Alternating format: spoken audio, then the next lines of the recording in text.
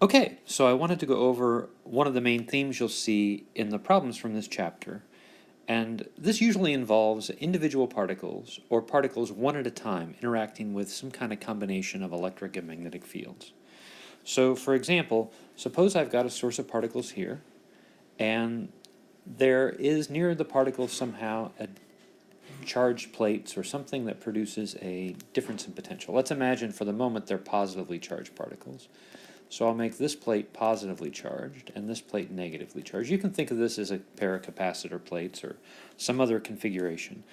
The idea is the particles leave the source and they go through the difference in potential between these plates. There's usually some kind of opening or something at the other side. And when the particles come out, they've got some speed. The principle you want to think about in this situation is the energy principle, because the change in the kinetic energy plus the change in the potential energy is going to be zero. What that means is the change in the kinetic energy is nothing other than minus the change in the potential energy. And with that information, you can compute the speed of the guys, because you know the change in kinetic energy is plus 1/2 mv final squared, assuming they start at rest, right?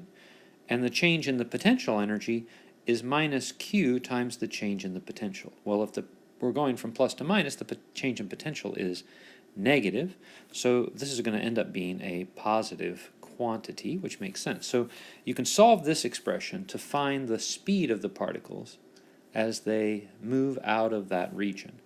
And typically what's going to happen is they'll then enter a region where there's some magnetic field. Now either there can be only a magnetic field, in which case the particles will then move in a curved trajectory, right? Or there could be some combination of a magnetic field and electric field. So the electric field in this case would have to point down. And if you have a situation where the electric force and the magnetic force cancel, then the particles will move in a straight line. Okay? Now, the two cases need to be treated separately, so let's do that. Let's first deal with the case where the magnetic field acts alone. So what I want to do is to move this stuff off to the side here a little bit, and then talk about what happens when I have a particle, say, moving to the right in a magnetic field, where the magnetic field is the only game in town. There's no electric field to speak of around. This thing's going to move in a circle. Now, I dealt with this in the slides for this lesson. Let me briefly point out what happens. Basically, the particle's moving in a magnetic field alone. There's a force from the magnetic field, QV cross B. V points to the right, B is into the page, so V cross B points up. If it's a positively charged particle, then QV cross B, the magnetic force, points in the same direction as V cross B. So you get a force perpendicular to the velocity. That is the recipe for circular motion. Now in circular motion, you know the net force is going to be mv squared over r in magnitude.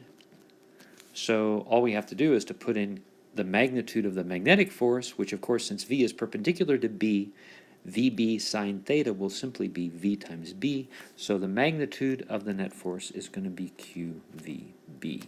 So you can see that there's a relationship between the radius of curvature, the mass, the charge, the magnetic field, and the speed. Of course, speed shows up on both sides of this equation.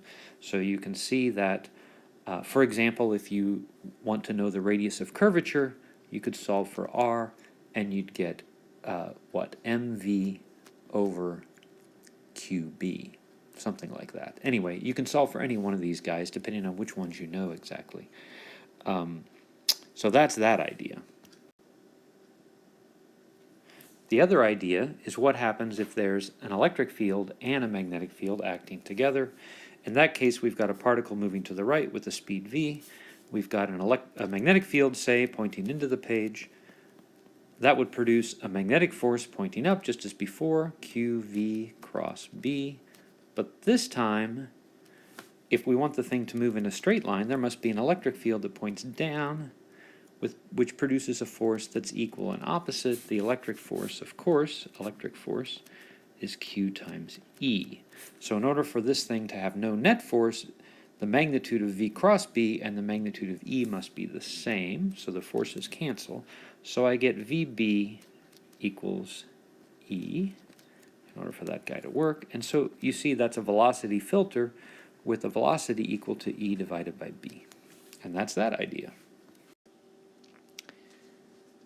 This situation arises in a special case called the Hall effect, in which the electric field is actually produced by the accumulation of charges that originally are moving under the influence of the magnetic field in the vertical direction, but they ultimately stop moving in the vertical direction because of the electric field that develops as a result of the accumulation of charges that reach the surface of the material.